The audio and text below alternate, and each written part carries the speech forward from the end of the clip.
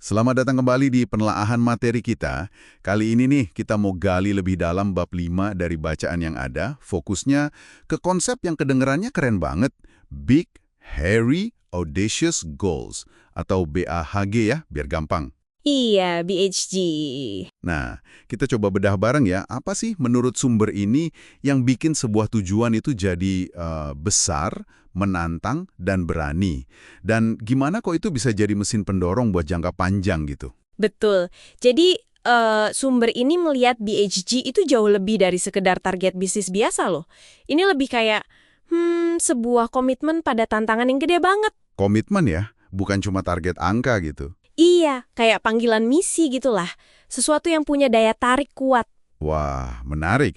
Gambaran kasarnya gimana tuh? Di sini disebut kayak mendaki gunung tinggi atau misi ke bulan di tahun 60-an ya. Jadi bukan target kuartalan gitu ya.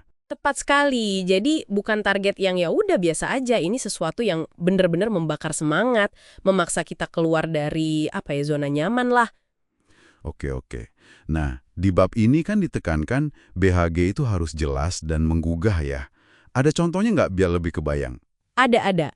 Penulisnya ngasih contoh bagus banget perbandingan antara GE sama Westinghouse. GE punya target yang jelas banget, jadi nomor 1 atau nomor 2 di setiap pasar. Jelas, gampang diingat ya kan? Iya, spesifik banget itu. Nah, bandingin sama visi Westinghouse yang katanya lebih lebih abstrak. Akibatnya, menurut sumber ini, target GE itu jadi lebih nendang, lebih ngasih energi ke organisasinya. Masuk akal sih. Nah, ngomongin contoh, di bab ini kan banyak banget sebutin kisah-kisah perusahaan. Kayak Boeing tuh, yang berani banget bertaruh besar buat pesawat 707, terus 747.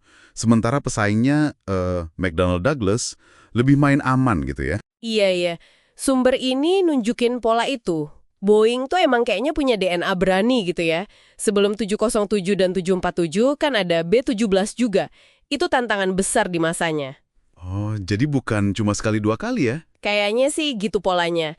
Terus ada lagi Ford dengan BHAG-nya yang terkenal. Mendemokratisasi mobil. Bikin mobil jadi barang buat semua orang. Bukan cuma orang kaya. Gila kan ambisinya waktu itu? Iya juga ya. Terus Sony juga disebut pengen ngubah citra produk Jepang, plus bikin radio saku yang katanya mustahil. Betul. Radio saku pertama itu kan kayaknya, wah nggak mungkin banget waktu itu. Tapi mereka kejar terus. Belum lagi Disney ya. Nah, Disney. Dengan Snow White, film animasi panjang pertama. Terus Disneyland, itu kan lompatan besar banget. Banget. Atau IBM deh, ini lebih gila lagi. Bertaruh 5 miliar dolar di tahun 60-an buat sistem 360. Astaga, 5 miliar dolar zaman itu. Itu benar-benar nekat ya. Jadi kuncinya emang di situ ya. Berani ambil resiko, pasang target setinggi langit. Keberanian itu jelas penting, tapi ada lapisan makna yang lebih dalam lagi nih yang ditekankan di sini. BHAG itu jadi semacam mekanisme. Mekanisme? Maksudnya gimana tuh? Mekanisme pendorong kemajuan yang umurnya bisa lebih panjang dari pemimpinnya sendiri. Ini nyambung banget sama ide membangun jam organisasi. Oh, konsep jam organisasi versus pemimpin yang kasih tahu waktu itu ya. Yang penting sistemnya bukan cuma orangnya. Nah, itu dia. Jadi bukan cuma ngandelin 1-2 orang pemimpin karismatik aja. BHAG yang kuat itu dia sendiri yang jadi penggerak. Bisa kasih contoh nggak? Gimana BHAG bisa hidup lebih lama dari pemimpinnya? Bisa banget. Sumber ini ngasih contoh kuat. Misi ke bulan itu kan jalan terus meskipun Presiden Kennedy udah nggak ada. Iya, benar juga. Terus target Walmart yang 125 miliar dolar itu tetap jadi acuan bahkan setelah Sam Walton wafat. Citicorp juga gitu, punya sejarah pasang target ambisius lintas generasi pemimpin. Jadi tujuannya sendiri yang jadi bintang utaranya gitu, bikin momentum dari dalam. Wah, ini perspektif baru sih. Jadi bukan cuma soal visi pribadi si pemimpin ya, tapi sesuatu yang udah merasuk ke dalam organisasinya. Kalau gitu, apa aja nih kriteria BHAG yang efektif menurut bab ini? Biar kita bisa bedain sama target biasa yang ya gitu-gitu aja. Oke. Ada beberapa poin penting nih. Pertama, harus jelas banget dan menggugah. Nggak perlu penjelasan panjang lebar, orang langsung klik. Oke, jelas dan menggugah. Kedua? Kedua, harus di luar zona nyaman. Bener-bener menantang. Butuh upaya ekstra keras, Mungkin sedikit keberuntungan juga. Bikin deg-degan gitu ya? Iya, bisa dibilang gitu. Ketiga, relevansinya harus awet, nggak lekang oleh waktu atau pergantian pemimpin. Jangka panjang berarti ya? Betul. Keempat, nah ini peringatan. Hati-hati sama sindrom udah sampai atau arrived syndrome. Kalau BHG udah tercapai, harus ada kelanjutannya. BHG baru lagi, biar nggak mandek. Oke, jadi harus terus bergerak ya. Terus ada lagi. Ada, dan ini yang menurut sumber ini paling fundamental, paling dasar. Apa tuh? BHG itu wajib hukumnya selaras dengan ideologi inti perusahaan. Nah, ini menarik nih. Selaras sama ideologi inti. Maksudnya gimana tuh? Kok malah harus nyambung ke jati diri?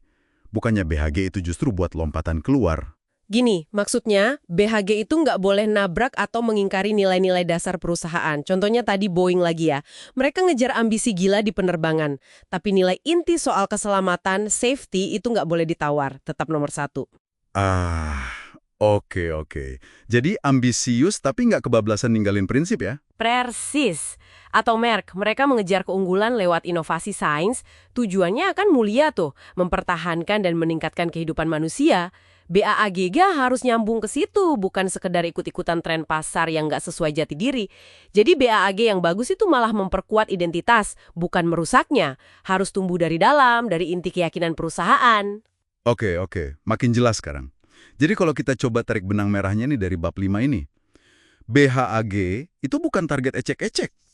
Ini sebuah komitmen jangka panjang yang gede banget, menantang banget. Nyatu sama DNA organisasi, wajib nyambung sama nilai inti dan jadi mesin pendorong kemajuan yang kuat banget. Bener gitu ya? Tepat sekali, bab ini ngelihatnya sebagai alat yang sangat powerful, tapi penting juga buat dicatat, BHAG ini perlu didukung mekanisme pendorong kemajuan lainnya dan yang paling penting, nggak boleh lepas dari ideologi inti tadi. Balik lagi keseimbangan itu ya? Iya, keseimbangan antara menjaga inti, preserve the core, dan mendorong kemajuan, stimulate progress. Perusahaan-perusahaan visioner yang dibahas di sini, mereka jago banget ngejaga dua hal itu jalan barengan. Oke. Nah, sebagai penutup nih, mungkin ada satu pemikiran buat kita bawa pulang, buat Anda juga yang dengerin. Kira-kira apa ya, gunung tinggi atau BHAG yang relevan buat dikejar sama organisasi Anda? Sesuatu yang benar-benar bikin, wah, tertantang gitu. Menggugah semangat bareng-bareng buat jangka panjang. Tapi Tetap berakar kuat pada siapa diri organisasi Anda, apa nilai intinya. Sesuatu yang bisa jadi inspirasi kemajuan, bahkan mungkin bisa melampaui era kepemimpinan yang sekarang. Menarik buat direnungkan ya.